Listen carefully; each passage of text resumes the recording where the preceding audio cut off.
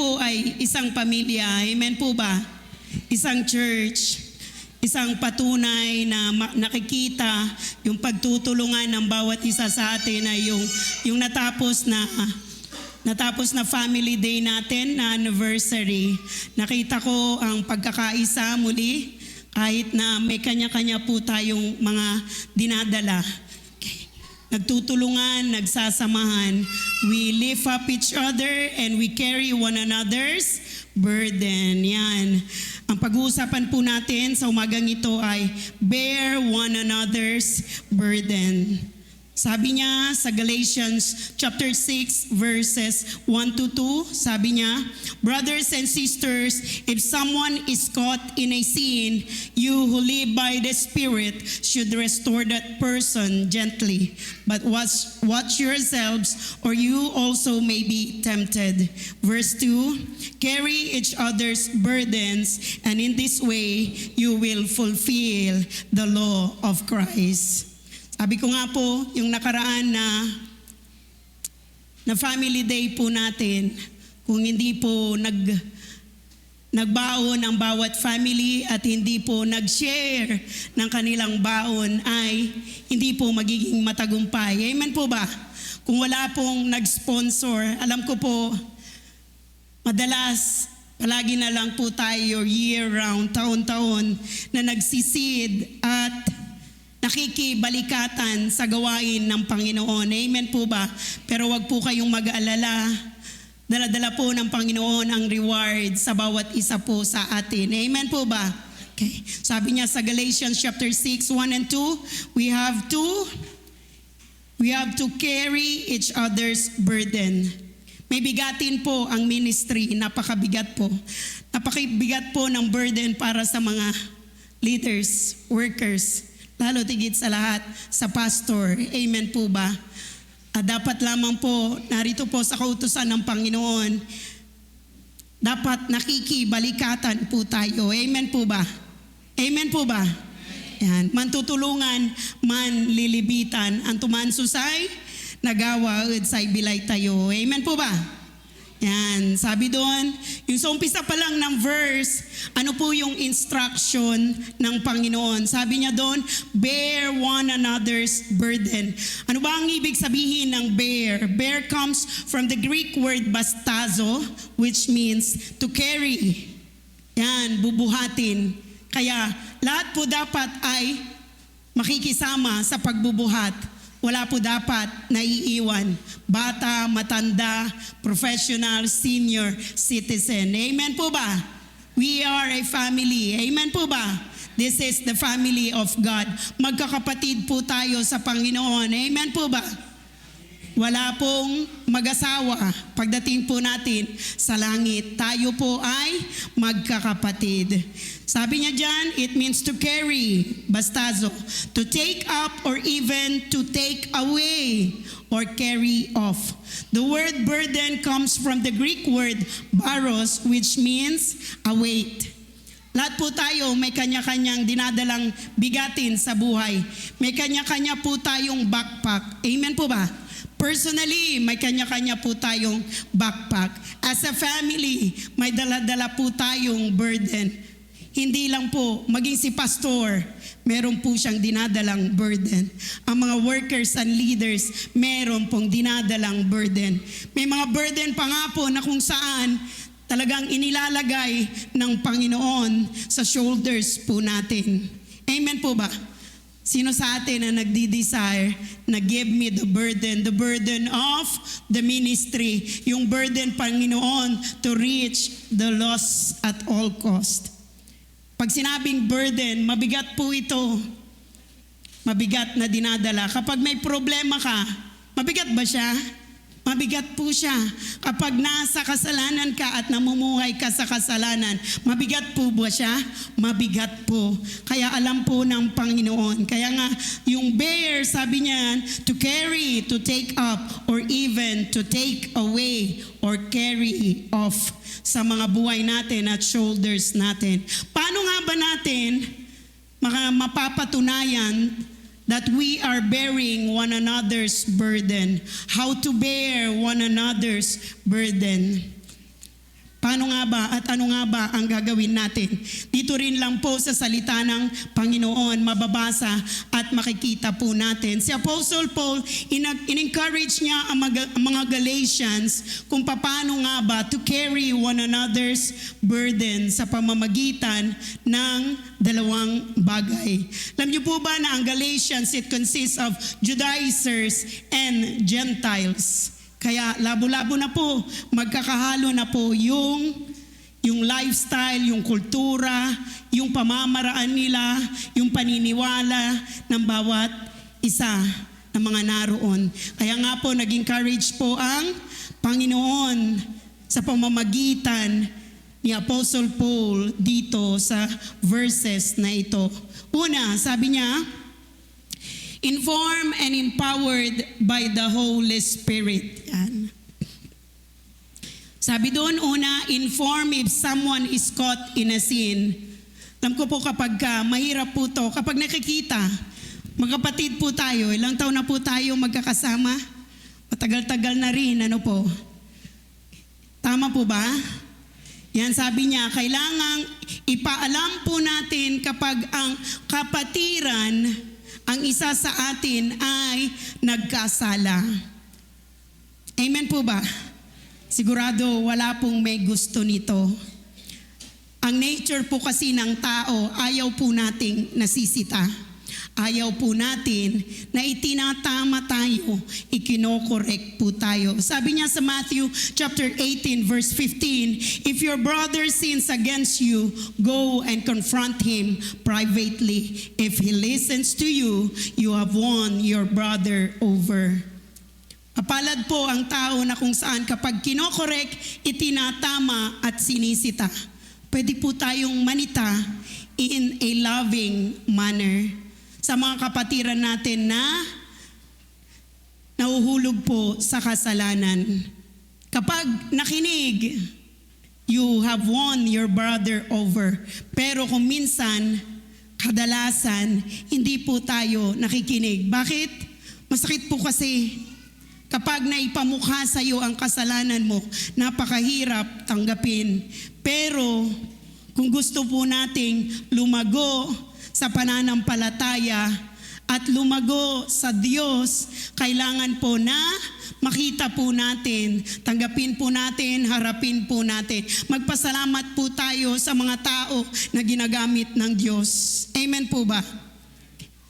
Baka darating yung panahon, sabi ko, wag sana dumating yung panahon. Every now and then, mula nung nagsimula ka dito, hanggang sa nakipag-asawa ka na, nagkaroon ka na ng asawa at pamilya, nakikita mo na inaalalayan po tayo ng ating pastor.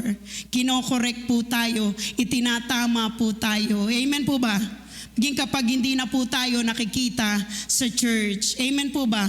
Kapag blessed po tayo, tanggapin po natin dahil may mga pastor. Hindi lamang po pastor, may mga workers at may mga elders at may mga matured na, matatanda na sa pananampalataya na kung saan nakikita. Alam niyo po bang hindi porket leader ka at pastor ka, sila lang ang gagamitin ng Panginoon.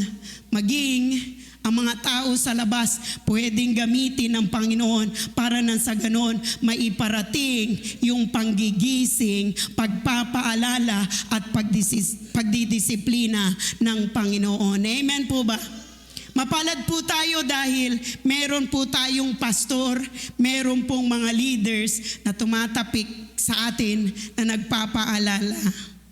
Matagal kang nawala, brother o sister. Tagal kang nawala, alam mo bang hinahanap ka na ng Panginoon? Kung ang pastor at ang workers, kapatiran, ay hinahanap ka, how much more po ang Panginoon? Amen po ba? Yan, may kanya-kanya po kayong upuan.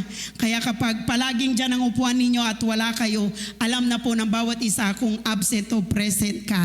Amen po ba? Amen po ba? Let us look for one another. Amen po ba? Let us take care of one another. Yan, paano ang problema? Kaya lang paano kung pinagsabihan mo, hindi nakinig. Ang importante, ang mahalaga, pinagsabihan mo in a nice way and in a loving way. Amen po ba? Amen po ba? Hindi yung pagalit po tayo kung magpaalala at magsabi. Napakahirap po kapag Panginoon na po, salita ng Panginoon. Alam niyo po ba na hindi lang kapatiran, maging kapag nagbabasa ka ng salita ng Diyos, kung minsan mababasa mo na kinokorek at itinatama na po tayo ng salita ng Diyos. Di ba masakit po yun? Masakit po kapag totoo na nangyayari sa buhay mo. Pero tanggapin po natin. Doon lamang po tayo lalago at magmamature sa Panginoon. Amen po ba? Alam niyo po ba kapag lumalapit ka sa presensya ng Diyos, the more, pag palagi kang nagpipray at lumalalim ka ng lumalalim, nakikita mo yung sarili mo, isang taong makasalanan na hindi kayang mabuhay na wala ang awa at biyaya ng Panginoon. Amen po ba? Amen po ba? Sabi niya sa 2 Thessalonians chapter 3 verse 15, yet do not regard him as an enemy, but warn him as a brother. Alam ko po kapag nagkamali ang isang kapatiran, nahulog sa kasalanan, ito po ang katotohanan. Papangit ka kapag lulong ka sa kasalanan, kapag nakatali ka sa kasalanan. Iba ang magiging aura mo. Dahil alam ng Panginoon ang epekto ng kasalanan. Pero kapag ang bawat isa po sa atin, meron po tayong kapatiran na nahulog po sa kasalanan, wag po nating ituturing na isang kaaway. Pero madalas, ano po yung senaryo? Ano po yung katotohanan? Kapag nahulog ka sa kasalanan at nalaman ng buong church, alam nyo ba, nilalayuan yung taong ito. Tama, mali.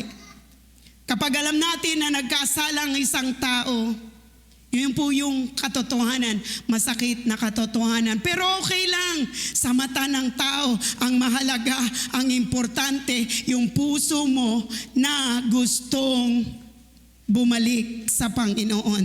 Amen po ba? Okay. Alalayan po natin sila. Wag po natin silang ituring na isang kaaway. Oo nga, mali yung ginawa nila. Kapag pinagsabihan at hindi nakinig anong gagawin, manalangin, keep up praying, wag nang dagdagan, wag nang gawing patong-patong, at wag pag-usapan. Pag-usapan natin sa panalangin. Amen po ba? Hintayin natin na dumating yung panahon that they will come to realize na mali sila at baguhin sila ng Panginoon. Amen po ba? Because we can never, hindi po natin mababago kahit anong sabihin po natin sa tao. Napakahirap po gawin at baguhin. We can give advices, pwede po tayong magbigay, maging courage sa kanila, pero nasa sa kanila kung tatanggapin nila, kung bubuksan nila ang kanilang puso at kaisipan. Amen po ba? Next po, living in spiritual. Sabi niya sa Galatians chapter 5 verse 25, if we live in the Spirit, let us also walk in the Spirit.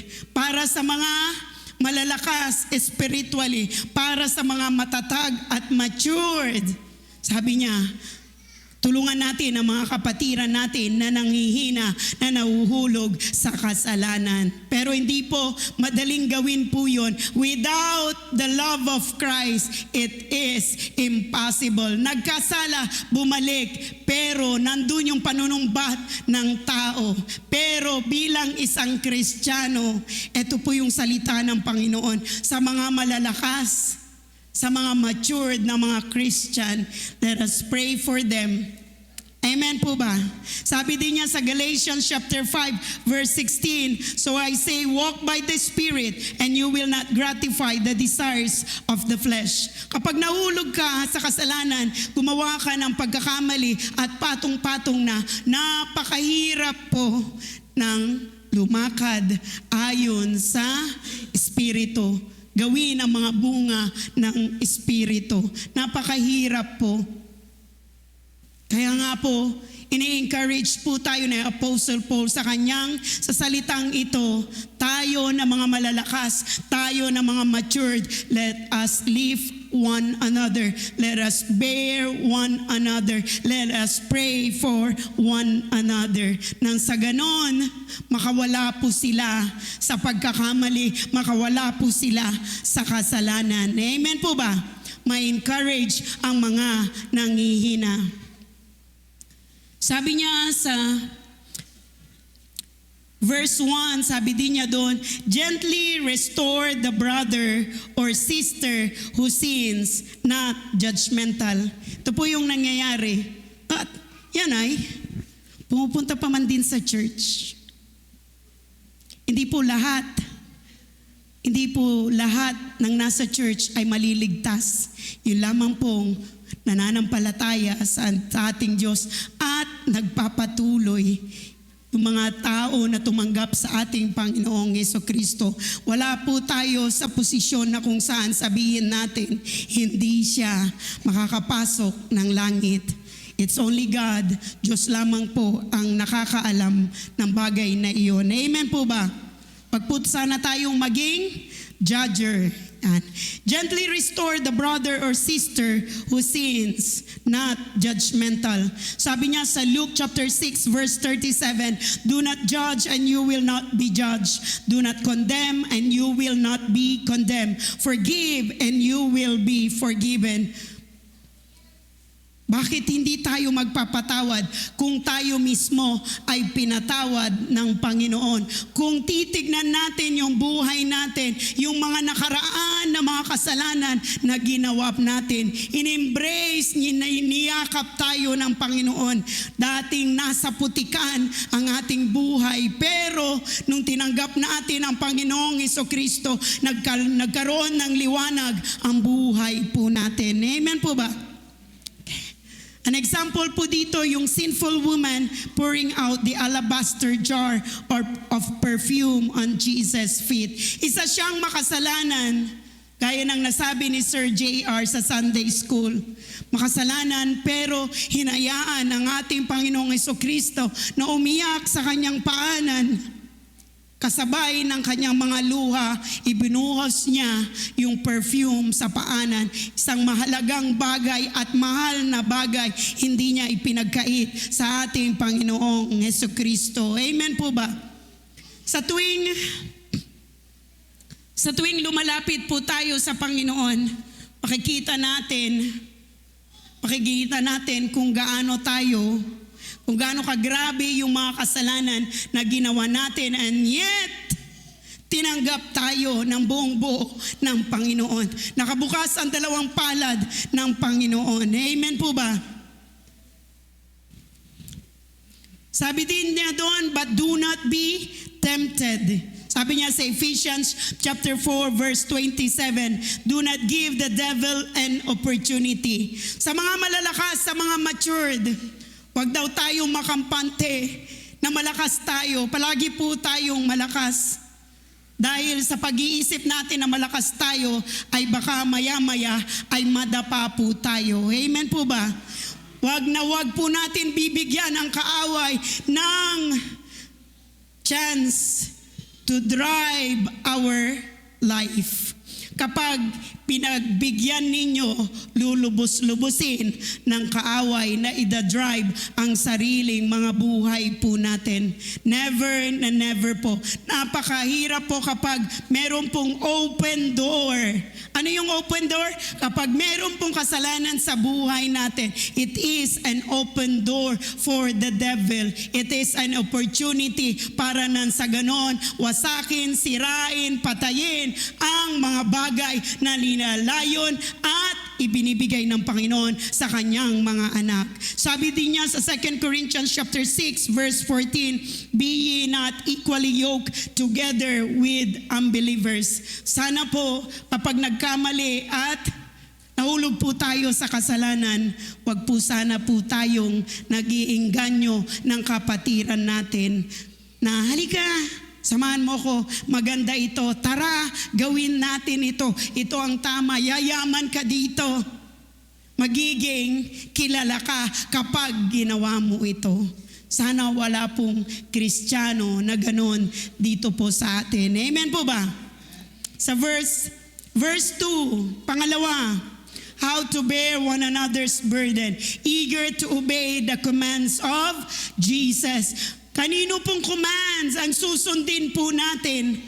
Ang salita ng Panginoon, wala na pong iba. Hindi po ang sinasabi na naririnig natin na sinasabi ng kaaway. Bagkos, ang pakinggan po natin, maging bukas ang puso, ang kaisipan natin sa salita ng Diyos, sa boses ng Panginoon. Sabi niya sa John chapter 13 verse 34, remember the new commandment Jesus gave his followers on the night before his death. He said, a new commandment I give you, that you love one another. Just I have loved you, you also are to love one another. Magmahalan po tayo. Let's love one another. Dito natin mapapatunayan na totoo tayo, that we are serving a true and only God. Kapag nakikita ng mga nasa labas that we care for one another, that we love one another. Amen po ba?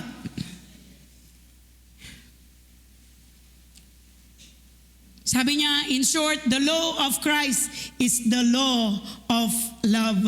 Batas ng pagmamahal. Hindi yung nanunutya po tayo, hindi yung nanunumbat po tayo sa bawat isa. Jesus taught us to love one another. Sa John 13:34, a new commandment I give to you, that you love one another as I have loved you, that you also love one another. Sa Matthew 20:26-27, Jesus also taught us to serve one another.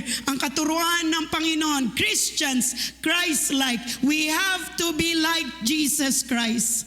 Amen po ba? Marami pong kwento sa Bible na kung saan ni-restore ng Panginoon. At kapag nagpa-restore tayo sa Panginoon, i-restore lahat ng Panginoon. Lahat ng mga bagay na ninakaw ng kaaway sa buhay mo, personally, sa family mo, sa ministry mo, sa work mo. Whoever desires to become great among you, let him be your servant. And whoever desires to be first among you, let him be your slave. Amen po ba? Di po porke leader ay dapat sinusunod. Ibang usapan yung sumusunod dahil leader, sumusunod dahil mahal niya ang Panginoon. Sumunod po tayo sa mga leaders, sumunod po tayo sa pastor natin, na kung saan sumusunod tayo, it's because we love the Lord. Amen po ba? Amen po ba? Hindi yung napipilitan po, hindi yung pakunwari kapag ka sumusunod. Ang pinaka-importante, sinusunod po natin ang salita ng Diyos. Dahil ang salita na ipinamamalita, ang salita na inihahayag sa pulpitong ito, walang iba kung hindi ang salita ng Diyos. Amen po ba? Ano nga ba ang katuturan ng bearing one another's burden? We must be people who are willing to bear the burdens of others. Wag po sana tayong maging makasarili. Nakakatakot, nasa end times na po ba tayo? People are becoming selfish. Ang importante sa kanila yung sarili nila, yung gusto nila, yung pamilya nila, para lang sa kanila lang, sa anak nila, sa asawa nila, sa pamilya nila, sa trabaho nila. Sila lang. Nakakatakot po. Huwag po sanang dumating sa punto na maging selfish po tayo. Alalahanin po natin ang kapatiran. Alalahanin po natin ang bawat isa. Sabi niya, mahalin mo ng mas may bigyan ng priority ang mga kapatiran. Amen po ba? Do we love one another? Amen po ba? Mahal nga po ba natin ang bawat isa? Mahal po ba natin ang kapatiran natin sa Panginoon? Kung mahal po natin ang bawat isa, paalalahanan po natin ang bawat isa. Hindi lamang po sinasabi ng mahal, kung hindi makipagtulungan sa ministry, makapagtulungan sa bawat isa. This is a family of God. Amen po ba? We have to love one another. We have to care for one another. Pero huwag naman gawing nakakapagod o kaya'y toxic na sa mga kapatiran na lagi kang inaalo, lagi kang inaalalayan. Baka dumating yung punto na mapagod na sila at hindi ka na pagsabihan. At kapag dumating yung time na yon, baka dumating din yung punto sa buhay mo na nasaan na kaya si kapatid? Bakit hindi na ako kinukumusta? Bakit kaya tumigil na? Napagod na. Amen po ba? Amen po ba? Kapag sinasaway po tayo, agad-agad. Kapag nagpapaalala po sila, agad-agad. Wag lamang bumalik yung faithfulness, yung loyalty natin sa pastor at sa mga workers and leaders. Bagkus higit sa lahat, bumalik po tayo sa Panginoon. Amen po ba? Okay. Paano natin mapapatunayan that we are bearing one another's burden? We can pray for them. Ipanalangin po natin sila. Amen po ba? Gustong-gusto natin sila makasama sa church. Amen po ba? Bakit kaya may bimarong ya kaagian, tigawon tayo, ipikasi tayo. Amen po ba? Let us pray for them unto the Lord. Let's lift them up unto the Lord. We, as we have already mentioned, must be willing to serve because caring is loving. Amen po ba? Wag lamang po tayong magmahal sa salita, magmahal po tayo na kung saan ipinapakita sa lahat. Amen po ba? Next one, we must allow others to bear our burdens. Ito po yun. Kuminsan, siguro dahil sabi natin, malakas pa po tayo. Kaya ko to. Malakas pa ako. Hindi ko kailangan ng kahit na sino man. Hindi ko kailangan ang kapatiran. We need each other. Dito sa church, sa MFBC Kanawalan, we need each other. Di ba? Kapag wala ang pastor, malakas kayo, nangihina kayo. Nangihina kayo. Kapag wala ang isang kapatiran at isang worker, inahanap ninyo. Tama po ba? Tama po ba? Amen. Kapag matagal na nawala si brother o kaya si sister, asan na siya? Kumusta kaya? Ano kaya nangyayari sa kanya?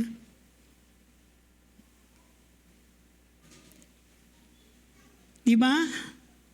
We long to see each other. Okay. Pero wag po sanang dumating sa punto na kapag nagpapaalala po sila sa atin ay hindi po natin tinatanggap. Hindi po natin ine-entertain. Amen po ba? Kapag nariyan po sila, salamat. Salamat dahil nangungumusta ka. Na-appreciate ko yung nag-chat ka, nag-text ka, nag-message kayo, kinukumusta. Di ba? Nung bagyo, kinumusta po tayo ni Pastor. Amen po ba? Yung malakas na bagyo, sino po? Di ba? Kinumusta po tayo. Kahit man lang sa text. Amen po ba? At anong sasabihin po natin? Maayos naman po kami, Pastor. Kayo po, Pastor, kumusta po kayo? If you refuse to allow others to bear your burden, you are refusing an opportunity to be blessed. Sa pong pagpapala, kapag meron pong mga kapatiran, may pastor, may mga workers at leaders na nangungumusta at nagpapaalala po sa bawat isa po sa atin. Amen po ba? Amen po ba? Because caring is sharing. Ano yung sabi ni Ana? Half sharing. Half sharing yung pagkain daw niya. Okay, sabi niya, we must carry our own loads. Paano ito na ipapakita? Sino nagbubuhat? Kung minsan, ako, yung kalahating kaban, ilan yun? 25 kilos. Yan, pag namamalengke ako, kung minsan hindi ko na napapabuhat, naiiya ako dun sa driver, kaya doon na lang sa gate. Kaya, ayun, bit ko ng ganon. Pero yung one time na kapatid ni Dumana, nakita niya ako, nilapitan niya ako, tapos sinamahan niya akong buhatin. Kahit yung dog food, kung minsan kasi kapag mag-aarkila ako, 200, 300, kaya ang ginagawa ko sa CSI, lukaw lang naman, bumibili ako tapos talagang sinasakay ko sa bus, yung aircon na bus. Tapos bababa ako kasi magaan lang. Meron din yung one time na anak ni Rosan, nakita niya ako na bit ko, pinuntahan niya ako at sinamahan niya akong buhatin hanggang doon sa pintuan ng bahay namin. Alam niyo po ba, kung ano yung mga ginagawa mo, naalala ko, sabi ko nga sa inyo, most of the time nung estudyante pa lang ako, kapag ka merong matanda, binibigay ko yung upuan ko. Alam niyo yung ito na, parang tingin niyo sa akin, baby face, pero para sa mga iba, mukha na akong matanda dahil siguro sa size ko na rin. Alam niyo bang yung estudyante na pag nandun ako anong tawag nito, sasakay ako ng tricycle, lilipat yung estudyante, uupo siya dun sa maliit at ako yung pauupoy niya. Para yung sinasabing, hindi ka po kakasya, madam, dun sa maliit na upuan sa side. Napaka-bless. Kaya, mabibless ka talaga, nakakataba ng puso. Tapos sasabihin ko, thank you, maraming salamat. Kung ano yung mga ginawa natin noon, ngayon, sabi ko, nakikita ko, naaani ko na ginagawa ng ibang tao kahit hindi siya mismo yung pinaggawan mo noon. Amen po ba? Meron at meron pa ring magaganda ang puso. Amen po ba? Amen po ba? Yan, we must carry our own loads. Kapag binuhat mo yun, kasi sa'yo yun bigas ko. Pero kapag may tumulong sa'yo, sinamahan ka lang sa pagbubuhat noon. When in fact, hindi talaga para sa kanya yung bigatin na yun. May mga kapatiran po tayo na walang sawa po na nakikibuhat po sa mga dala-dala po natin, sa mga burden po natin. Paano? Hindi lamang po nakikipagbuhat sa pamamagitan ng panalangin. Napaka-importante po na sa pamilya ay meron pong nananalangin. Kung meron mang nagkamali at namumuhay sa kasalanan, importante pa rin merong tumatayo sa pananampalataya at nananalangin. Naalala yung panalangin ni Abraham, nag-o-offer siya. Kasi baka Lord, nagkamali, nagkasala ang mga anak ko. Meron pa ba kayang ganon? Meron pa kayang mga Kristiyano, mga tatay, mga nanay na nananalangin, Lord, i-bless mo saan man naroon ang aking asawa, ang aking mga anak, Panginoon. Dapat meron pong nananalangin araw at gabi, palagi, non-stop, hindi po tumitigil. Amen po ba? Huwag po sanang dumating kapag ini-encourage po tayo at nagpapaalala ang bawat isa po sa atin. Huwag po sana, sabi niya noon, huwag tayong maging dahilan ng kabigatan sa iba or sa church. Ang may tangguyuran mo'y kaagian mo, yung manggawa na sa'y kasalanan. Wag na wag po sanang mangyari yun. Napakahirap po kapag nahulog ka na nga sa kasalanan, yayayain mo pa ang isa pa na Kristiyano na gumawa rin ng kasalanan. Wag po sanang ganun. Amen po ba? Amen po ba? Alalahanin niyo po, ang dahilan kung bakit nakatayo pa rin po tayo sa pananampalataya, it's because meron pong nagtanim ng panalangin. Meron pong mga tao na umiyak sa Diyos para sa kaligtasan ng bawat isa po sa atin. maaaring lolo at lola, maaaring tatay at nanay, at maaari ding mga workers and leaders at mga pastors na nagpray sa inyo. At sinagot iyon ng Diyos na buhay. Kung kaya't narito pa rin tayo, nananatili kahit na madalas na nadadapa po tayo, nagkakamali at gumagawa ng kasalanan. Amen po ba? Importante po, hindi po tayo nagpapatuloy sa kasalanan. Nandun ang conviction ng Panginoon. Amen po ba? Sabi niya sa Romans chapter 5 verse 6, there's something you can never do for yourself. You could never save yourself from sin. When we were still without strength, in due time, Christ died for the sinners. Jesus Christ is our burden bearer. Kahit gaano man karami yung dinadala po nating mga problema, sakit sa puso, sakit ng katawan, dami pong nagkakasakit ngayon. Amen po ba? Ano ang dapat po nating gawin? Ipanalangin po natin sila. Alam niyo po ba na yung mga lagi rin pong nagpipray, kailangan din po nila ng panalangin. Amen po ba? Hindi porket lagi silang nananalangin, lagi po silang malakas. Amen po ba? Amen po ba? Let us pray for our pastor. Let us pray for the workers. Let us pray for the leaders. Let us pray for the praise and worship team. Kailangan po nila ng panalangin. Amen po ba? Yan. Dahil hindi po nila kakayanin ang bigatin ng ministry kung wala po ang Panginoon. Amen po ba? May mga bagay na hindi sapat yung kalakasan natin, hindi sapat yung resources natin, yung talents and abilities po natin. Amen po ba?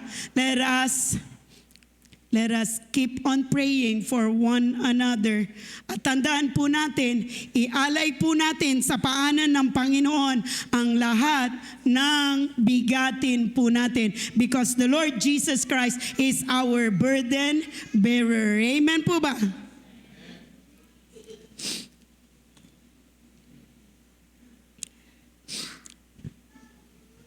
At sa panghuli, to those who are heavily loaded of being a burden bearer in the church, especially those spiritual leaders, we can do nothing without Jesus, so we have to trust in God and let us cast our burdens unto Him. Sabi niya sa Psalms 55 verse 22, cast your burden upon the Lord and He will sustain you. He will never allow the righteous to be shaken. Kuminsan din,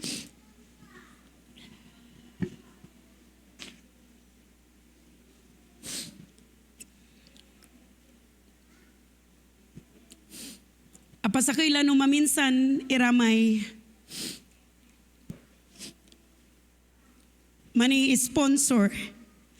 Alam ko po at nakikita ko po. Saludo po ako sa inyo. And I know and I believe, dala-dala ng Panginoon yung reward para po sa inyo. Huwag po sana tayong mapagod at tumigil.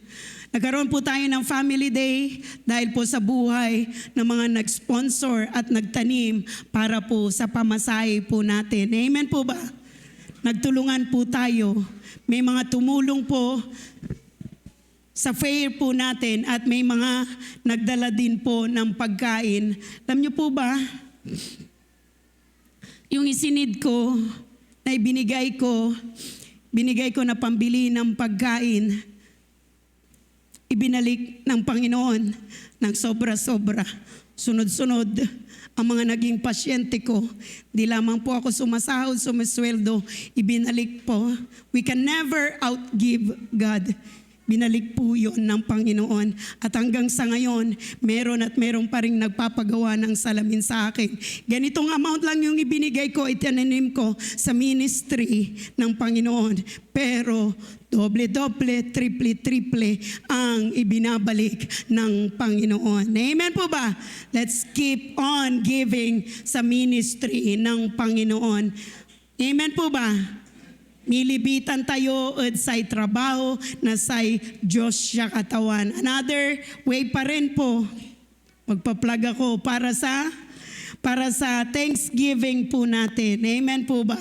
Tanan ninyo, sabi ko nga sa inyo, nung umattend ako, meron ng, kailangan nyo ng balloons. Sabi niya, umattend ako ng prayer sa Dumalandan. Kailangan nyo ng balloons para sa kwan po, sa Thanksgiving. Ay, opo, sabi ko, paano po? Yun, marami daw po silang balloon na ibibigay lang po. Para nang sa ganon, magamit natin sa pag-decorate sa stage. Amen po ba? At ngayon pa lang, nagpapasalamat na po ako dahil meron na pong nagbigay, nagtanim. Siyempre, makikipagtulungan ang sino man na sa pag-aayos po ng stage. Siyempre po, kailangan po natin silang pakainin ng dinner. Alangan naman po na tulungan nila tayo na mag-decorate na hindi po sila kumakain. Amen po ba? Ang gusto ko po, ibigay nyo po ang pangalan nyo po. Isend nyo po sa akin kung sino po para alam ko po kung ilan po yung bilang ng mga tao na sasama at tutulong para sa Thanksgiving po natin. Amen po ba? Amen po ba? Okay, pagod na po ba kayo sa pakikipagtulungan? Pagod na po ba kayo at pililibitan? Wag po sana. Amen po ba? Let us persevere. Let's continue. Let's not give up. Amen po ba? Dahil ang Diyos ang magre-reward ng lahat ng bagay na ginagawa po natin. Sabi niya sa Romans chapter 15 verse 1, these are verses patungkol sa bearing one another's. We who are strong ought to bear with the failings of the weak and not to please ourselves. Di ba? Dapat ang feelings po natin, ang nararamdaman po natin ay malungkot po tayo at nakikisimpatya sa mga nagkakasala. Amen po ba? Sabi niya sa 1 Thessalonians 5:14, and we urge you, brothers and sisters, warn those who are idle and disruptive. Sa Tagalog, pagsabihan daw yung mga tamad. Sabi niya doon sa Tagalog, encourage the disheartened, help the weak, be patient with everyone. Kaya patuloy po tayong mag-encourage, patuloy po na nag-i-invite ako na samahan niyo kami sa pagpipray 7 to 8 dito po sa church at sumama po kayo para sa dawn prayer po sa Dumalandan. Sabi rin niya sa Philippians chapter 2 verse 4, let each of you look not only to his own interest but also to the interest of others. Kung minsan, akala nila kapag concern ka palagi, yung alam mo yun, parang nakikialam ka na, hindi lang nila alam that you care so much for them and you want them to be blessed by the Lord and you want them na makasama sa pagpupuri sa Panginoon. Amen po ba? Sabi din niya sa Colossians chapter 3 verse 13, bear with each other and forgive one another. If any of you has a grievance against someone, forgive as the Lord forgave you. John chapter 13 verse 34, and new command I give you, love one another as I have loved you, so you must love one another. Sa 1 Corinthians 12:26, if one part suffers, every part suffers with it. If one part is honored, every part rejoices with it. Apektado po tayo kapag merong isang kapatiran na nangihina, nanlulupaypay at unti-unti nang nawawala sa paglilingkod sa Panginoon. Amen po ba? Sabi niya sa Matthew 11:28 to 30, "Come to me, all you who are weary and burdened, and I will give you rest. Take my yoke upon you and learn from me, for I am gentle and humble in heart, and you will find rest for your souls. For my yoke is easy and my burden is light." Hayaan po natin na ang liwanag na ibinigay ng Panginoon sa buhay natin ay magliwanag. Saan man tayo pumunta, anumang lugar ang puntahan natin, saan mang bahay tayo o kaya opisina ang pasukan po natin, dala-dala po natin yung liwanag na yon. At ang liwanag na yon ay nakikita at nararamdaman ng mga tao na nasa loob ng bahay o opisina o lugar na pinuntahan po natin. Amen po ba? We are the salt of the world and we are the light of the world. Amen po ba? Sabi niya sa Proverbs 17:17, "A friend loves at all times, and a brother is born for a time of adversity." Adversity. Sa paghihirap, sa problema, kapatiran po ay laging nariyan. Amen po ba? Let's care for one another. Kumustahin natin ang bawat isa. Amen po ba? Sabi niya sa Ecclesiastes chapter 4 verses 9 to 10, "Two are better than one because they have a good return for their labor." Diba mag-asawa, lalo na kapag Kristiyano, they help one another, they complement one another.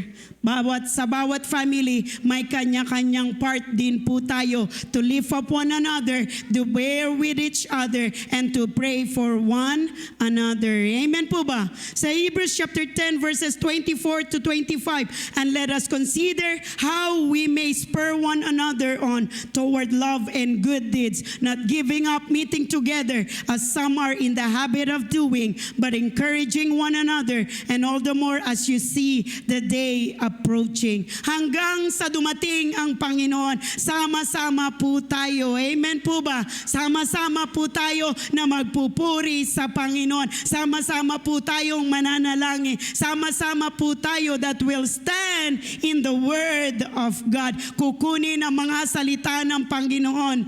Amen po ba? Di po tayo titigil hanggat hindi nangyayari yung God-given calling and destiny ng church na ito. Amen po ba? Sabi niya sa James 5:16, "Therefore confess your sins to each other and pray for each other so that you may be healed. The prayer of a righteous person is powerful and effective." Sa Isaiah 41:6, they help each other and say to their companions, "Be strong." Let us encourage one another, be strong. Amen po ba? Romans 12:15, "Rejoice with those who rejoice, mourn with those who mourn." Makisimpatya, makiiyak po tayo sa mga umiiyak na kapatiran, makigalak sa mga may kagalakan, sa mga masaya na mga kapatiran.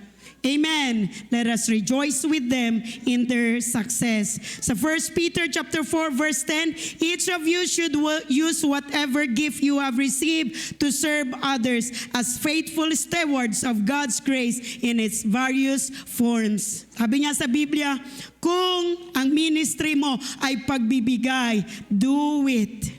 Keep on doing it. Kapag ang ministry mo ay nag-i-encourage, nagpapalakas ng kapatiran, don't stop, keep on doing it. Amen po ba?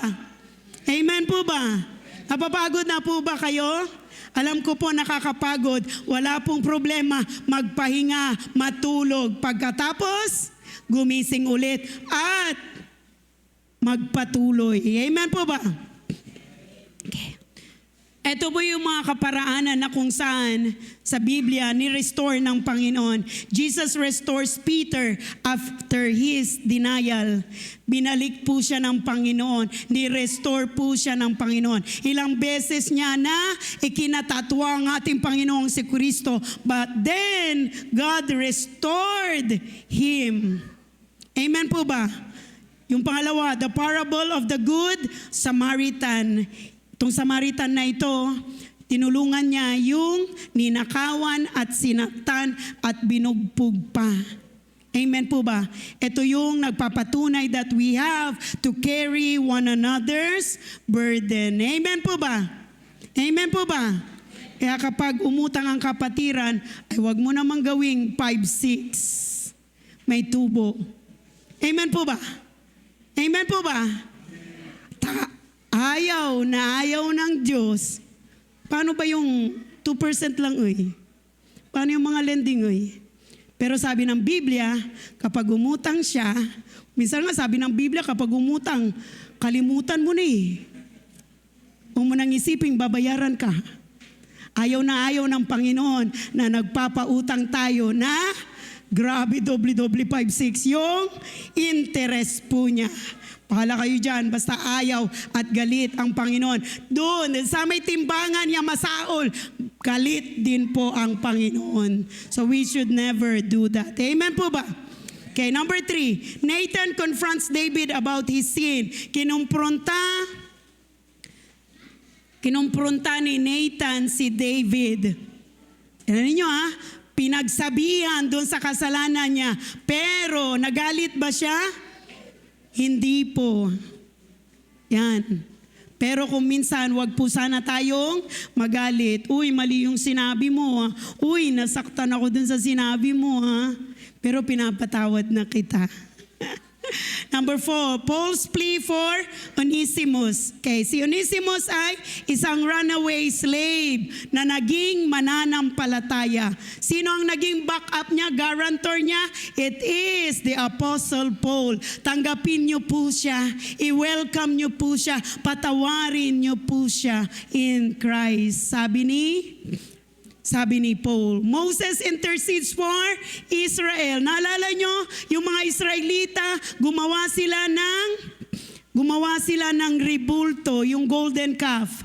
Patapos yun, nasaksiyan na nakita ni Moses. Ano ang ginawa ni Moses? Sa halip na pagalitan sila, nanalangin siya, namagitan siya between the Israelites and the Lord. Sabi ko nga minsan sa panalangin ko, Lord, alam ko po maraming pagkukulang ang church na ito. Di po namin pinagpipray, di po namin inaalagaan. Marami po kaming kahinaan. Di namin tinatayuan ang mga salita mo, Panginoon. Lord, patawarin mo ang mga kapatiran namin na nakalimutan ka na po. Lord, dalangin ko, Lord, na ibalik mo po sila, Panginoon. Makasama namin silang muli. Sana maging kagaya po tayo ni Moses. Sana makakita na maraming Moses ang Panginoon sa church na ito. Amen po ba?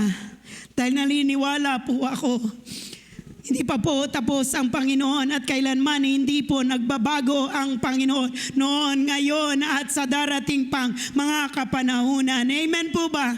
Amen po ba? Sabihin sa sarili nyo, gusto ko maging kagaya ni Moses. Sabihin nyo nga sa sarili nyo, ako ay mananalangin para sa church ko. I will love the church. I will care for the church. Amen po ba? Hindi lamang yung building na ito. Hindi lamang yung lilinisin ito, ipiprepare ito. Nandun yung puso natin na ayusin ito, mahalin ito, alagaan ito, in-nurture ito. Amen po ba? Sabi ko nga, binigyan mo kami Lord na magagandang bahay. Pero ang church namin, hindi po namin maayos. Komportable kami sa mga bahay po namin. Pero ang church mo, hindi namin maayos.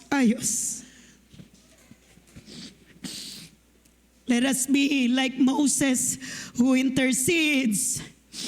Nananalangin para sa lahat ng members sa church na ito. Amen po ba? Mula sa pinakabata hanggang sa pinakamatanda. Number 6, the adulterous woman. Naging makasalanan siya, papatayin nila. Babatuin hanggang sa mamatay. Pero anong sabi ng Panginoong Jesucristo? Kung sino man yung may kasalanan, unang bumato sa kanya. At ano ang sinabi ng Panginoon? Go and sin no more. Humayo ka, lumakad ka, magpatuloy ka, at wag nang magkasala. Amen po ba? Si Job, yung mga kaibigan ni Job, yan. Meron po tayong mga kaibigan sa pananampalataya that will stand for us. Hawak-hawak, nasa likuran lang sila. Nakaalalay, nananalangin. Yung mga iba, silent operator. Hindi ka kinakausap pero inaalalayan ka sa panalangin. Amen po ba? Di ba ang sarap-sarap nun? Sarap-sarap malaman na kahit ang dami-dami mong pinagdadaanan, merong church na nag-aalaga sa atin. Merong church na kung saan kumakain tayo ng salita ng Diyos. Merong pastor na nagbabahagi ng salita ng Diyos. Nagpapalakas sa atin. Meron tayong mga leaders and workers na tumatayo na in spite ng mga bigatin na daladala nila, they're willing to serve the church. They're willing to serve us. Barnabas supports Paul. Ang dami pong examples po sa Bible na kung saan ni-restore sila ng Panginoon. Amen po ba? Wag po sana tayong, ito po ang gusto ko pong iwanan, wag po sana tayong mapagod na magtanim, gumawa ng mabuti, magtanim sa vineyard, sa ministry ng Panginoon. Go lang ng go, magbigay ng magbigay.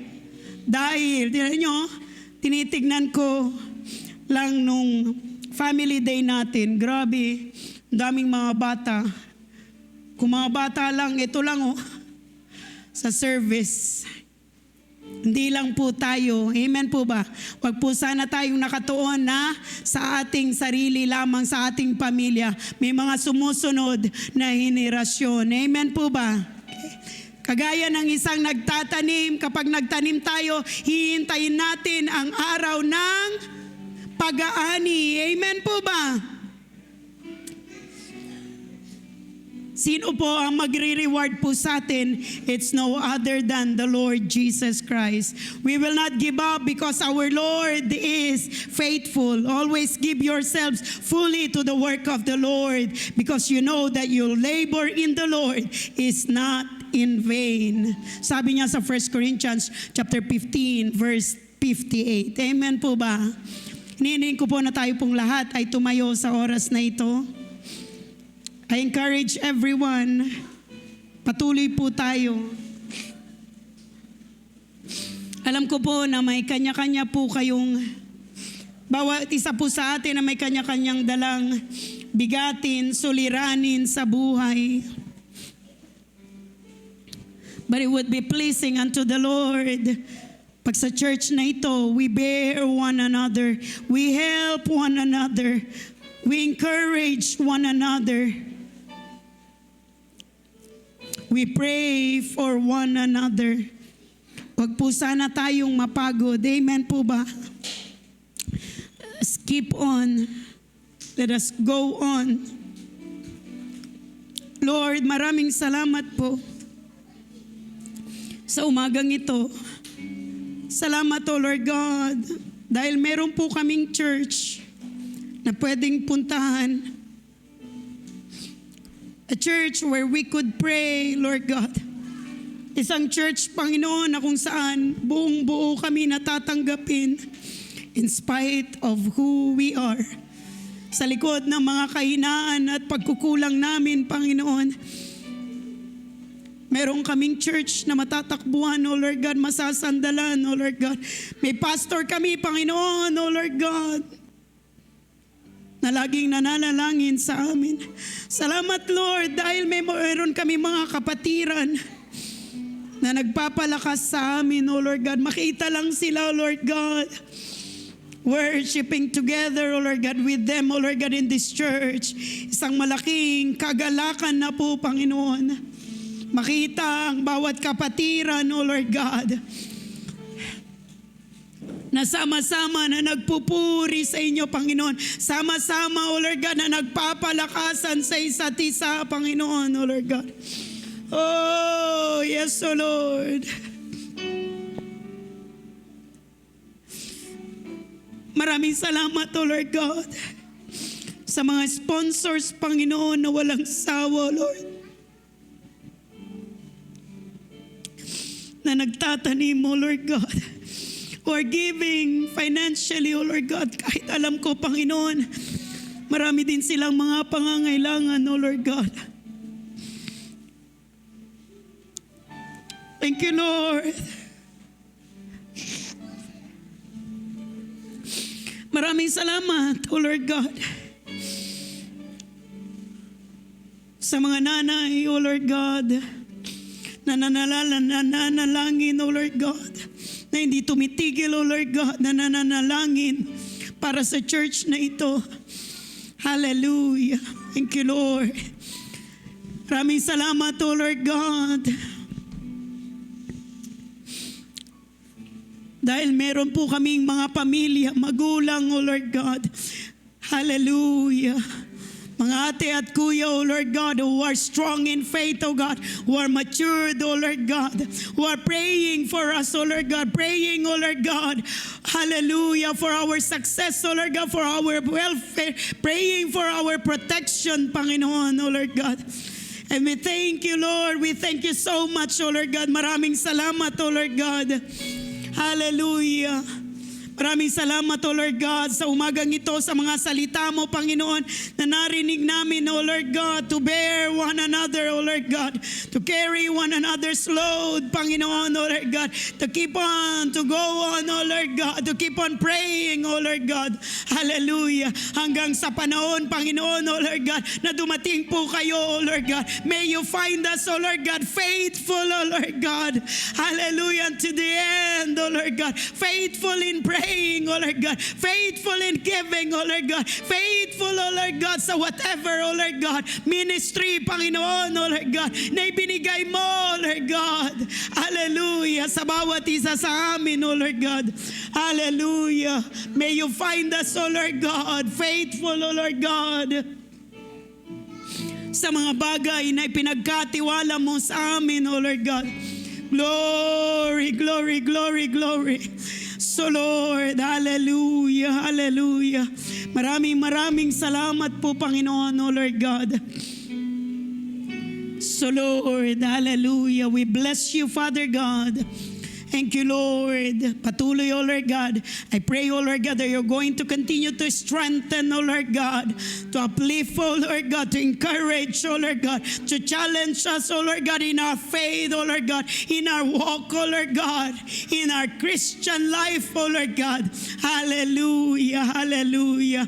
So Lord, hallelujah. Hayaan mo, Panginoon, O Lord God, ang mga salita mo, Panginoon, ng banal na Espiritu, Panginoon, O Lord God, ang siyang sumama, O Lord God, sumama, O Lord God, manguna sa amin, O Lord God, magpaalala sa amin, O Lord God, ng mga tunay buhay, O Lord God, ng mga salita mo, O Lord God. Glory, glory, hallelujah. Thank you, Lord. Thank you, God. Thank you, Lord, for your provisions and providence, oh Lord God, in our lives, oh Lord God, to every family, oh Lord God, sa church na ito, oh Lord God, kanawalaan MFBC, Panginoon, oh Lord God. Hallelujah. Oh, maging channel of blessing, oh Lord God, ang bawat, oh Lord God, mananampalataya, ang bawat family, Panginoon, oh Lord God, that you will not stop, Panginoon, oh Lord God. Hindi po kayo titigil, oh Lord God, to bless them, oh Lord God. Glory, glory, hallelujah. Thank you, Lord. We give you all the glory, honor, and praise. In Jesus' mighty name we pray. Amen and amen. Hiniling ko po ang mga magsaserve po ng communion natin sa umagang ito.